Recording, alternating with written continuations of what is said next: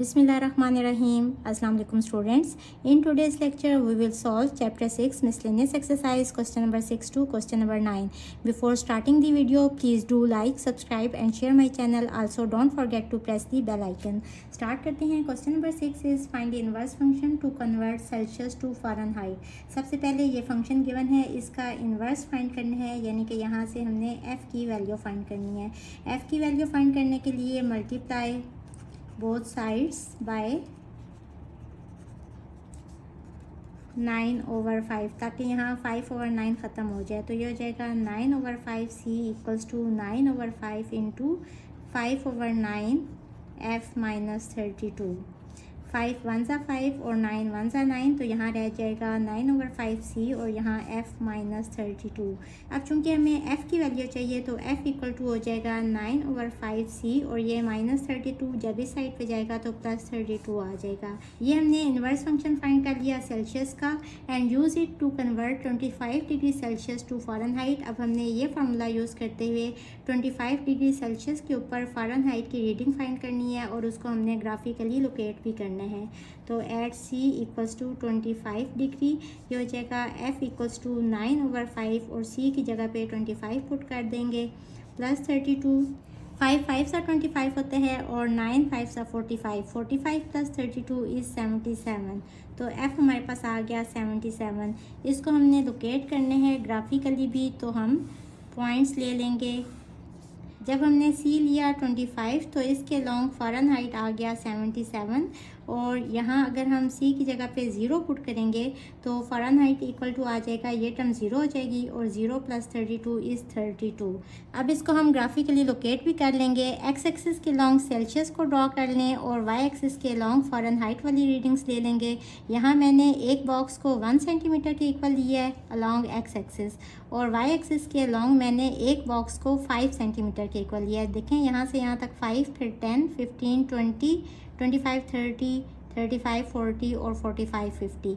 अब इसको हम लोकेट करेंगे. c है 25 यानी 20 के आगे 5 डिग्री, 1 2 3 4 5, ये वाला पॉइंट 25 होगा और f है 77 यानी कि इसके लॉन्ग ये 25 है ना, हमें क्या चाहिए 77. अब देखें यहाँ f 50 है, यहाँ 55, 60, 65, 70, 75 और 77, ये वाला पॉइंट हो जाएगा. इसके बाद c है 0 यानी कि इस वाली लाइन पे c 0 होगा और f है 32. यहाँ से यहाँ तक 5, 10, 15, 20, 25, 30 और इस जगह पे होगा 32. बस 2 पॉइंट्स इनफ हैं, इनको हम ज्वाइन कर लेंगे स्ट्रेट लाइन से. तो बस ये हमने इसको ग्राफिकली भी रिप्रेजेंट कर दिया और ये हमारा आंसर है. बेसिकली तो हमने c इक्वल्स टू 25 डिग्री के ऊपर यानी कि इस पॉइंट के ऊपर हमने फ़ारेनहाइट वाली रीडिंग चेक करनी थी. तो इस पॉइंट के ऊपर फ़ारेनहाइट वाली रीडिंग कितनी है 77. तो हम लिखेंगे कि at c equals to 25 degree Celsius Fahrenheit equals to 77 degree Fahrenheit. बस ये हमारा आंसर है. Question number 7 is find the point of intersection of the graphs f of x equals to x minus 2 and g of x equals to x square minus 4x plus 2. इस तरह के questions आप exercise number 6.3 में कर चुके हैं. Question number 6, सबसे पहले तो हमने इनको ग्राफ पे ड्रॉ करना है. इसका ग्राफ एक स्ट्रेट लाइन ड्रॉ होगी और इसका ग्राफ एक पैराबोला ड्रॉ होगा और उसके लिए हमने पॉइंट ऑफ इंटरसेक्शन भी फाइंड करना है, यानी कि जिस पॉइंट पे दोनों ग्राफ एक दूसरे को इंटरसेक्ट करेंगे. पॉइंट ऑफ इंटरसेक्शन फाइंड करने के लिए हम लेट कर लेते हैं f ऑफ x इक्वल है g ऑफ x के. हम लेट कर लेते हैं कि f ऑफ x y है तो y equals to x minus 2, इसको इक्वेशन नंबर 1 कह लेते हैं और दूसरा फंक्शन भी लिख लिया ये वाला और यहाँ लेट कर लिया कि g ऑफ x इक्वल है y के. तो यहाँ से हमारे पास आ जाएगा y equals to x square minus 4x plus 2, इसको इक्वेशन नंबर 2 कह लेते हैं. फ्रॉम 1 एंड 2 दोनों y की वैल्यू हैं तो दोनों को इक्वल कर लेंगे. ये हो जाएगा x minus 2 equals to X square minus 4x plus 2. इन दोनों टर्म्स को इस साइड पे ले जाएं तो ये हो जाएगा X square minus 4x plus 2. ये इस साइड पे जाएगा तो माइनस x और माइनस 2 इस साइड पे जाएगा तो प्लस 2 इक्वल्स टू 0. ये हो जाएगा X square minus 4x minus x is minus 5x और plus 2 is plus 4 equals to 0. अब इसको हम फैक्टराइज कर लेंगे. यहाँ 4 को 1 से मल्टीप्लाई करें तो 4 आ जाएगा और 1 4 ज़ा 4 ये फैक्टर यूज़ करेंगे। और हमें -5 चाहिए तो दोनों के साथ नेगेटिव साइन यूज़ करते हुए ये हो जाएगा X square minus X minus 4x plus 4 equals to 0। First two term में से x कॉमन ले लेंगे तो अंदर आ जाएगा x माइनस 1 और यहाँ से -4 कॉमन ले लेंगे तो अंदर आ जाएगा x माइनस 1 इक्वल्स टू 0। ये हो जाएगा x minus 1 into X minus 4 equals to 0। यहाँ से आ जाएगा x minus 1 equals to 0 and x minus 4 equals to 0। यहाँ से आ जाएगा x इक्वल्स टू 1 और यहाँ से आ जाएगा x इक्वल्स टू 4। अब हम क्या करते हैं कि x इक्वल्स टू 1 इन दोनों में से किसी भी एक इक्वेशन में पुट करेंगे। तो put x equals to 1 in equation 1, क्योंकि इक्वेशन 1 में पुट करेंगे तो इजीली y की वैल्यू आ जाएगी। y इक्वल्स टू x की जगह पे 1, तो 1 माइनस 2 इक्वल्स टू -1। एक हमारे पास ऑर्डर पेयर क्या आ गया, 1 और -1। इसके बाद हम x इक्वल्स टू 4 पुट करेंगे इन इक्वेशन 1, तो हमारे पास आ जाएगा y equals to 4 minus 2 which is equals to 2। एक ऑर्डर पेयर हमारे पास आ गया। जब हमने x की वैल्यू 4 पुट की तो y की वैल्यू आ गई 2, यानी कि पॉइंट ऑफ इंटरसेक्शंस कौन से आ गए, जहाँ दोनों ग्राफ आपस में इंटरसेक्ट करेंगे। एक है 1 माइनस 1 और एक है 4 एंड 2। इसके बाद हमने दोनों के ग्राफ ड्रॉ करने हैं ना, तो f of x equals to x minus 2, यहाँ से हमारे पास आ जाएगा y equals to X minus 2 और हम x की डिफरेंट वैल्यूज़ के ऊपर y की वैल्यूज़ फाइंड कर लेंगे। अगर x हम लें सपोज -2 तो y की वैल्यू क्या आ जाएगी, -2 माइनस 2 इज़ -4। अगर x लें -1 तो -1 माइनस 2 इज़ -3। अगर x लें 0 तो 0 माइनस 2 इज़ -2। अगर x लें 1 तो 1 माइनस 2 इज़ -1। अगर x लें 2 तो 2 माइनस 2 इज़ 0। अगर x लें 3 तो 3 माइनस 2 इज़ 1। अगर x लें 4 तो 4 माइनस 2 इज़ 2। अब यहाँ पॉइंट ऑफ इंटरसेक्शंस कौन कौन से हैं, 1 और -1। एक ये वाला पॉइंट है और एक ये वाला पॉइंट है। इन सब को लोकेट कर लेते हैं, -2 और -4। x है -2 और y है -4, ये वाला पॉइंट होगा। x है -1 और y है -3। यहाँ से यहाँ तक -2 है ना, तो यहाँ इस जगह पे -1 होगा और y है -3, -2 और यहाँ -3, ये वाला पॉइंट होगा। अब x है 0 और y है -2, ये वाला पॉइंट होगा। इसके बाद x है 1 और y है -1, ये वाला पॉइंट होगा। फिर x 2 है, y 0 है, ये वाला पॉइंट होगा। फिर x 3 है और y 1 है। इन दोनों का मिड जो है ना वो 3 है और y है 1, यानी कि यहाँ से यहाँ तक इसका मिड, ये वाला पॉइंट होगा। इसके बाद x है 4 और y की वैल्यू है 2, ये वाला पॉइंट होगा। इन सब को ज्वाइन कर लेंगे तो ये हमारी स्ट्रेट लाइन ड्रॉ हो जाएगी इस तरह से। ये हमने एक function f of x equals to x minus 2 का ग्राफ ड्रॉ कर लिया। अब हमने इसका ग्राफ ड्रॉ करना है, g of x equals to X square minus 4x plus 2। इसके लिए देखें, एक तो हमने पीक पॉइंट भी फाइंड करना होता है ना। दो पॉइंट्स तो ये आ गए जो पॉइंट ऑफ इंटरसेक्शन हैं दोनों के। तो ये पॉइंट्स जब हम लेंगे ना, यहाँ y है equals to X square minus 4x plus 2, तो ये वाले दो पॉइंट्स हमने ज़रूर लेने हैं। x1 लेने हैं, x यहाँ 1 पुट करें और यहाँ पुट करें। देखें 1 स्क्वायर 1 होते हैं और यहाँ -4 1 ज़ा 4, 1 -4 प्लस 2, y का आंसर आएगा -1। और यहाँ अगर x 0 पुट कर लें तो ये टर्म भी 0, ये टर्म भी 0, तो y की वैल्यू आ जाएगी 2। इसी तरह अगर x 4 पुट करेंगे ना तो ये वाला पॉइंट आ जाएगा। आप इसको कैलकुलेट करके देख सकते हैं। इसके अलावा हमें पैराबोला में और क्या चाहिए होता है, वर्टिक्स वाला पॉइंट चाहिए होता है। तो ये पॉइंट आपने फाइंड कर लेना है। वर्टिक्स के लिए हमें h वाला पॉइंट चाहिए, यानी कि -b/2a, minus into -4 over 2 into a, यहाँ क्या है 1। इसको सिंप्लीफाई कर लेंगे, माइनस माइनस प्लस 4/2 इज़ 2, यानी कि h हमारे पास आ गया 2। h क्या होता है, बेसिकली पीक वैल्यू होती है x की, तो x है 2, ये वर्टिक्स वाला पॉइंट आ रहा है। और k की वैल्यू क्या होगी, c minus B square over 4a। यहाँ वैल्यूज पुट कर लें, c यहाँ क्या है 2 माइनस बी स्क्वायर, यानी कि -4 का स्क्वायर ओवर 4a, 4 इंटू 1, ये हो जाएगा 2 माइनस 4 स्क्वायर इज़ 16 ओवर 4, 4 4 सा 16 और 2 माइनस 4 इज़ -2।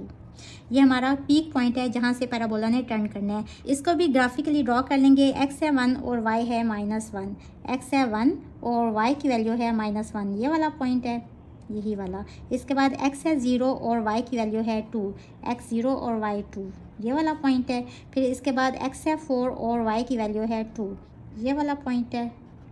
देखें यहाँ ये वाला पॉइंट और ये वाला पॉइंट, ये इंटरसेक्टिंग पॉइंट है ना। फिर x है 2 और y है -2, x2 और y की वैल्यू है -2, ये वाला पॉइंट होगा। इस पॉइंट से पैराबोला ने टर्न करना है। तो ये अब हमारा ग्राफ कुछ इस तरह का ड्रॉ होगा कि इसने इस तरह से आना है यूं, और यहाँ से ये भी इंटरसेक्टिंग पॉइंट है इस तरह से, और यहाँ से इसने इसको इस तरह से टच करके इस तरह गुजरना है। ये हमने दोनों फंक्शंस को ग्राफिकली रिप्रेजेंट कर दिया है, और हमने पहले ही बता दिया है कि दोनों का पॉइंट ऑफ इंटरसेक्शन कौन सा पॉइंट है। एक ये वाला 1 - 1 और दूसरा ये वाला 4 और 2 वाला। सो ये हमारा क्वेश्चन नंबर 7 कंप्लीट हुआ। Question number 8 is when medication is taken by the patient, जब पेशेंट को मेडिसिन दी गई, it is slowly used by the body, तो बॉडी में उस मेडिसिन का स्लो असर होना शुरू हुआ। आफ्टर n आवर्स, n यहाँ क्या है, टाइम गिवन है in hours.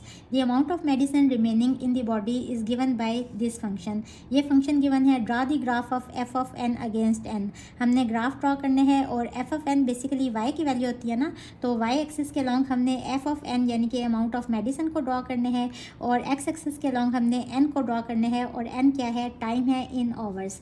And use the graph to find when there is 20 mg of medicine left in the body, और इस ग्राफ को यूज़ करते हुए हमने बताना है कि कितने टाइम के बाद बॉडी के अंदर 20 mg मेडिसिन रह गई है। तो सबसे पहले तो ग्राफ ड्रॉ करने के लिए हम n को 0 पुट करेंगे, यानी कि जब टाइम है 0 आवर्स, तो 0 आवर्स के ऊपर बॉडी के अंदर कितनी मेडिसिन होगी, ये होगा f ऑफ 0 = 120 इंटू 0.9 और n की जगह पे 0। किसी भी नंबर की पावर 0 इक्वल होता है 1 के, तो यहाँ से हमारे पास आ गया 120 mg, यानी कि उस टाइम जो पेशेंट को मेडिसिन दी गई है ना, वो ओवरऑल कितनी है, 120 mg मैक्सिमम ये होगी। इसके बाद जब हम n = 1 पुट करेंगे, तो ये हो जाएगा f ऑफ 1 = 120 इंटू 0.9 पावर 1, इसकी वैल्यू आ गई 120 इंटू 0.9 = 108।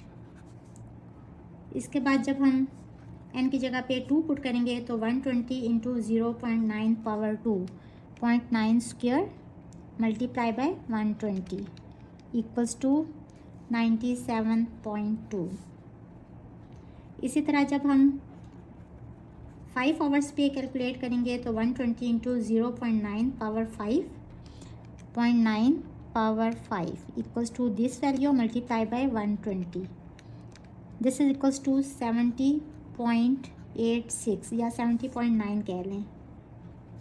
जब हमने 10 आवर्स पे कैलकुलेट किया, तो 120 into 0.9 power 10, 0.9 power 10 = this value multiply by 120 = 41.8।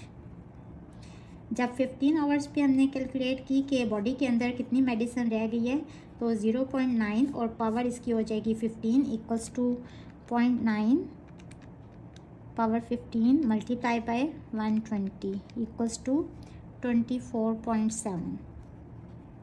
अब n बेसिकली क्या है, n है टाइम इन आवर्स। तो जो आवर्स बढ़ते जा रहे हैं, वैसे वैसे f ऑफ n क्या है, f of n amount of medicine है। तो amount of medicine in the body कम होती जा रही है, और हमने फाइंड करना है कि कितने टाइम पे जो बॉडी के अंदर मेडिसिन है ना, वो 20 mg रह जाए, यानी कि यहाँ आंसर 20 आना चाहिए किस टाइम पे। अब देखें 24, यहाँ 41 था, यहाँ 24, तो इस वजह से मैंने डायरेक्ट यहाँ 20 नहीं फाइंड किया, क्योंकि मैं चेक करना चाह रही हूँ कि कहाँ आंसर 20 आ रहा है। तो इसलिए मैं सबसे पहले यहाँ 16 आवर्स पे फाइंड कर लेती हूँ कि अमाउंट ऑफ मेडिसिन कितनी रह गई बॉडी में। तो ये हो जाएगा 0.9 पावर 16 मल्टीप्लाई बाय 120, ये हो गया 22.2। मीन्स के देखें अब ये 20 के करीब होता जा रहा है ना, तो f ऑफ 17 भी फाइंड कर लेंगे। This is equals to 120 into 0.9 power 17, 0.9 power 17 equals to this value multiply by 120। इसका आंसर आ गया 20.0। देखें अप्रॉक्सीमेटली ये 20 ही आ गया है इसका आंसर, 20.01। अब 18 पे भी चेक कर लेते हैं, f ऑफ 18 यानी कि 18 आवर्स के बाद amount of medicine in the body. इसका आंसर आ गया 18.01। इसी तरह f ऑफ 20, यहाँ n की जगह पे 20 पुट करेंगे, तो 0.9 की पावर 20 मल्टीप्लाई बाय 120, इसका आंसर आएगा 14.6।